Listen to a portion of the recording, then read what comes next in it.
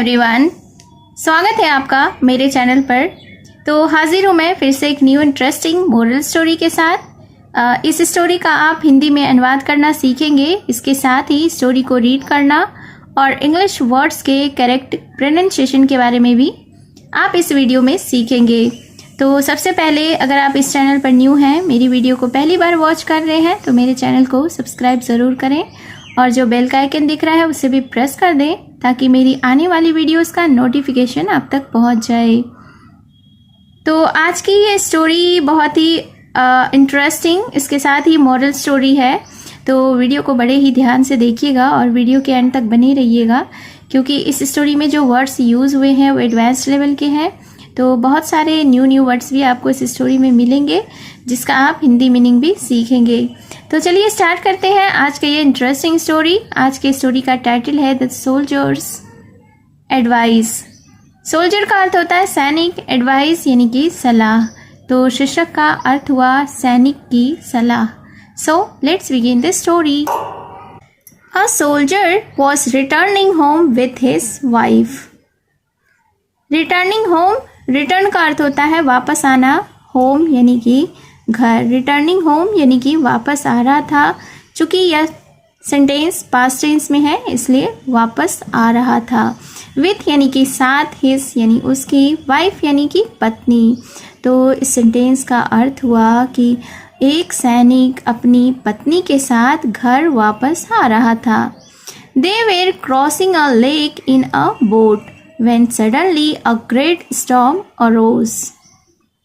Crossing a lake, cross का अर्थ होता है पार करना, लेक यानी कि झील, बोट का अर्थ होता है नाव।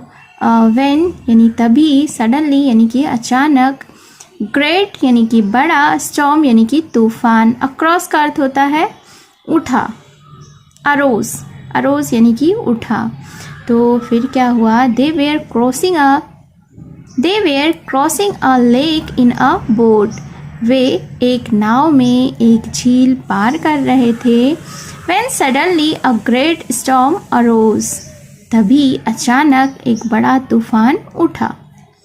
The man was calm and quiet, but the woman was trembling. काम का अर्थ होता है शांत, मैन यानी कि व्यक्ति या आदमी, क्वाइट यानी कि चुपचाप, वोमेन यानी कि औरत, ट्रेम्बलिंग, ट्रेम्बल का अर्थ होता है हिलना या कांपना।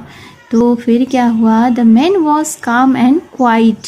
जो व्यक्ति था, जो आदमी था, वह शांत और चुपचाप था। बट लेकिन द वोमेन वॉज ट्रेम्बलिंग, लेकिन औरत हिल रही थी। शी आस्क्ड, उसने पूछा, आर यू नॉट अफ्रेड? क्या पूछा उसने? यानी कि उस औरत ने, उस लेडी ने अपने पति से पूछा कि are you not afraid? Afraid यानी कि डरना, कि क्या तुम्हें डर नहीं लगता? We may not survive this storm. और आगे उसकी पत्नी ने कहा, उस औरत ने कहा कि हम शायद इस तूफान से बच ना पाएँ। सर्वाइव यानी कि बचना। The soldier laughed and took out his sword from its sheath. Laughed यानी कि हंसा, took out यानी कि निकाला, sword का अर्थ होता है तलवार, sheath यानी कि म्यान, यानी तलवार को जिसमें रखा जाता है उसे म्यान कहते हैं। तो the soldier laughed यानी कि सैनिक हंसा, and took out his sword और उसने अपनी तलवार निकाली, from its sheath उसकी म्यान से। He brought the naked sword close to the woman's neck, so close that just a small gap was there. He brought यानी कि लाया, naked यानी कि नंगा, sword यानी कि तलवार, naked तलवार यानी कि नंगी तलवार, close यानी कि पास या बंद करना भी होता है। यहाँ पे close का अर्थ पास से है। नेक यानी कि गर्दन। स्मॉल गैप, स्मॉल यानी कि छोटा, गैप यानी कि अंतर। तो इस सेंटेंस को हम लोग देख लेते हैं। He brought the naked sword close to the women's neck, यानी कि वह नंगी तलवार औरत की गर्दन के पास ले आया। so close that just a small gap was there, और इतने करीब कि बस छोटा सा अंतर था। It was almost touching her neck, almost यानी कि लगभग, तो यह इतना करीब था तलवार गर्दन के कि it was almost touching her neck, यानी कि यह लगभग उसकी गर्दन को छू रहा था। He asked, उसने पूछा, Are you afraid? उसने यानी कि सैनिक ने अपनी पत्नी से पूछा कि क्या तुम्हें डर लगता है? She started laughing and said, वह हंसने लगी and कहा, उसने कहा, If the sword is in your hands, why should I be afraid? क्या कहा उसकी सैनिक की पत्नी ने कि वह हंसने लगी और उसने कहा कि अगर तलवार तुम्हारी हाथ में है, why should I be afraid? मुझे क्यों डरना चाहिए?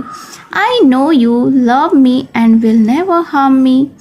Love यानी कि प्रेम, never यानी कि कभी नहीं, harm यानी कि नुकसान। तो I know you love me, उस औरत ने आगे कहा कि मुझे पता है कि तुम मुझसे प्रेम करते हो, and will never harm me, और मुझे कभी भी नुकसान नहीं पहुंचाओगे। He put the sword back and said, उसने तलवार को वापस रखा और कहा, This is my answer. क्या कहा? आंसर यानी कि उत्तर। तो सैनिक ने अपनी पत्नी से कहा कि यह मेरा उत्तर है। I know God loves me. मुझे पता है कि ईश्वर हमें प्रेम करते हैं। And the storm is in his hands. और तूफान उनकी हाथ में है। So whatever is going to happen is going to be good. और आगे सैनिक ने अपनी पत्नी से कहा कि So whatever is going, जो इसलिए जो कुछ भी हो रहा है, to happen होने वाला है, is going to be good, वह अच्छा ही होगा। He cannot do anything wrong. Wrong यानी कि गलत, तो वह कुछ भी गलत नहीं कर सकता। Moral of the story is always have faith. Always यानी कि हमेशा, faith यानी कि विश्वास। तो इस स्टोरी से हमें मॉरल मिलती है, यह सीख मिलती है कि हमें हमेशा विश्वास करना चाहिए। यानी नेचर जो कुछ भी करती है हमारे भले के लिए ही करती है, हमें नुकसान पहुंचाने के लिए कुछ भी नहीं करती। So it was the story. उम्मीद है आपको यह स्टोरी अच्छी लगी होगी और आपने वर्ड्स भी सीखे होंगे। तो कमेंट बॉक्स में ज़रूर बताएं कि आपको मेरा यह प्रयास कैसा लगा, और अगर आपने अभी तक मेरे चैनल को सब्सक्राइब नहीं किया है तो चैनल को सब्सक्राइब कर लें, और जो बेल का आइकन दिख रहा है उसे भी प्रेस कर दें। तो मिलती हूँ मैं फिर से एक न्यू इंटरेस्टिंग मोरल स्टोरी के साथ। Till then take care and bye bye.